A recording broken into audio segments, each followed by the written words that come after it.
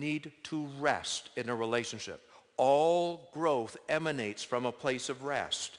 Physical growth emanates from a place of rest. Psychological growth emanates from a rest. Well, what do we mean rest? Well, we now know that our work as humans is the work of closeness, of contact, of attachment. That's our work. And so the default setting is to make relationships work, to try to hold on to mommy and daddy, to try to preserve the connection to peers and so on. For that to be released, for a child to be released, to move on, to becoming their own person, for that to be there, somebody has to take responsibility. Children must never work for our love. They must rest in it. But unless the relationship is there, they cannot rest in it. We have gone to a practice of parenting and teaching that makes them work for the contact and closeness, that puts them in charge of the relationship. I can't be your friend if you're going to be like that.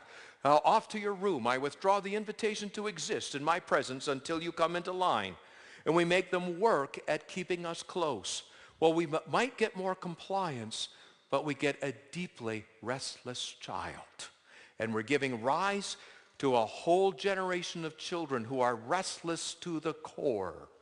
They do not rest. Our yearning as parents and teachers, our yearning as grandparents, our yearning as uncles and aunts, for our nephews and nieces, whatever it is, but as parents, our yearning should be is to give them rest. Because when we can give them rest, when they can rest from working at keeping us close, when we take that alpha position and we say, I am the one who is going to make sure that nothing, honey, nothing can separate you from my love. You can rest in it. When we do this, when we don't withdraw our affection or our invitation to exist in our presence when there's a problem, when they are at rest, their developmental destiny will unfold. Their growth will become spontaneous and automatic. I always know when I see a child who is truly growing up, becoming mature, adaptive, emergent, and integrative being, I know that somewhere in their life, someone, an adult, someone the child is attached to deeply and vulnerably, has been able to give them rest, has been able to provide them what they need. Rest is absolutely essential. One of the ways of giving a child rest is to make sure that we provide more than what is they need. You hear sometimes people say, well, don't pay any attention to him. You know, all he wants is attention. Well, what else is there to want? And if we see a child who wants attention, why wouldn't we give it to them? Why wouldn't we meet these basic needs of affection, of attention, of mattering, of significance? The fact is we must provide more.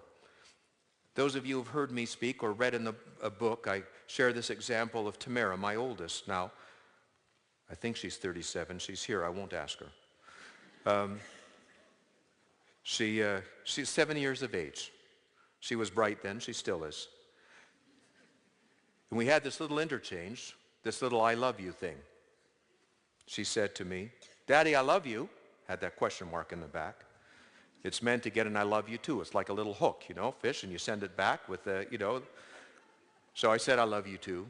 And then there was this moment of pregnant silence. And she says to me, in childish wisdom, Daddy, if you really loved me, you would have said it first. The males here will recognize this as female logic. But it's true. It's true. Now, it didn't mean I had to say it first, but it meant that she was in charge. Do you see that? She was in charge. I needed to seize the lead. Oh, Tamara, I had to have a bigger I love you. Or I had to trump. It had to be trumped. You always have to give more for there to be relaxation. A person comes and asks you for a hug. Well, here's a hug. No, I need a hug. Here's a hug. Doesn't work. Why? How do you release a hug? You have to hug harder. That's always the way it is. The role of the parent is to give more than what is pursued. That is the only way a child can rest.